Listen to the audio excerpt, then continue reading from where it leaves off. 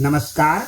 आज मैं आपके समक्ष हिंदी साहित्य के प्रसिद्ध कवि एवं गज़लकार दुष्यंत कुमार की गज़ल आपके समक्ष प्रस्तुत करने जा रहा हूँ। सर्वप्रथम मैं उनका परिचय आपको देता हूँ। दुष्यंत कुमार का जन्म सन 1933 ईस्वी में राजपुर नवादा गांव में उत्तर प्रदेश राज्य में हुआ। उनकी प्रमुख रचनाएं हैं सूर्य का स्वागत, आवाजों के घेरे, साए में धूप, जलते हुए वन का वसंत।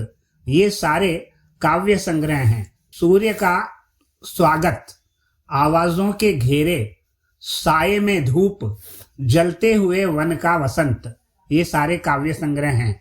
एक कंठ विष पाई, ये गीति नाट्य है। एक कंठ विष पाई। अब कुछ उपन्यास हैं उनके, उन उपन्यासों के नाम बता रहा हूं। छोटे छोटे सवाल, आंगन में एक वृक्ष और दोहरी जिंदगी, ये सारे उनके उपन्यास हैं।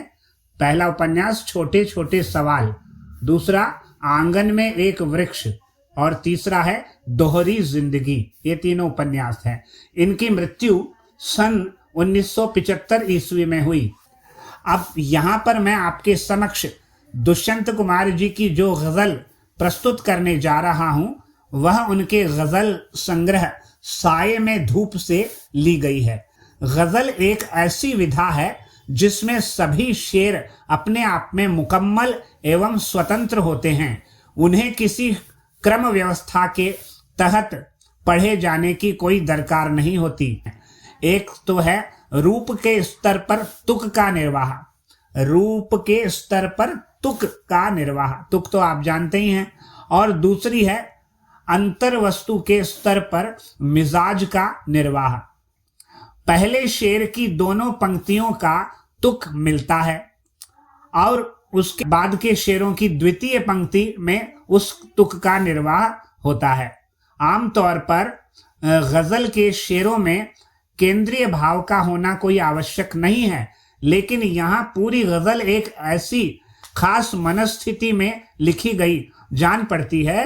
राजनीति और समाज में जो कुछ चल रहा है उसे खारिज करने और विकल्प की तलाश को मान्यता देने का भाव एक तरह से इस गजल का केंद्रीय सूत्र बन पड़ा है।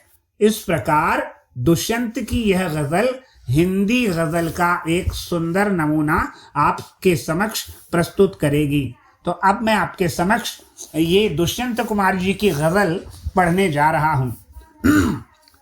कहाँ तो तय था चिरागां हरेक घर के लिए, कहाँ तो तय था चिरागां हरेक घर के लिए, कहाँ चिराग मयस्सर नहीं शहर के लिए, कहाँ चिराग मयस्सर नहीं शहर के लिए। अब शेर सुनिए आप। यहाँ दरख्तों के साये में धूप लगती है, यहाँ दरख्तों के साये में धूप लगती है, चलो यहाँ से चलें उम्र भर के लिए, चलो यहाँ से चलें और उम्र भर के लिए। न हो कमीज तो पाँव से पेट ढक लेंगे, न हो कमीज तो पाँव से पेट ढक लेंगे, ये लोग कितने मुनासिब हैं इस सफर के लिए। खुदा नहीं न सही आदमी का ख्वाब सही, खुदा नहीं न सही आदमी का ख्वाब सही, कोई हसीन नजारा तो है नजर के लिए। वे मुतमईन हैं कि पत्थर पिघल नहीं सकता, वे मुतमईन है कि पत्थर पिघल नहीं सकता। मैं बेकरार हूँ आवाज में असर के लिए, मैं बेकरार हूँ आवाज में असर के लिए।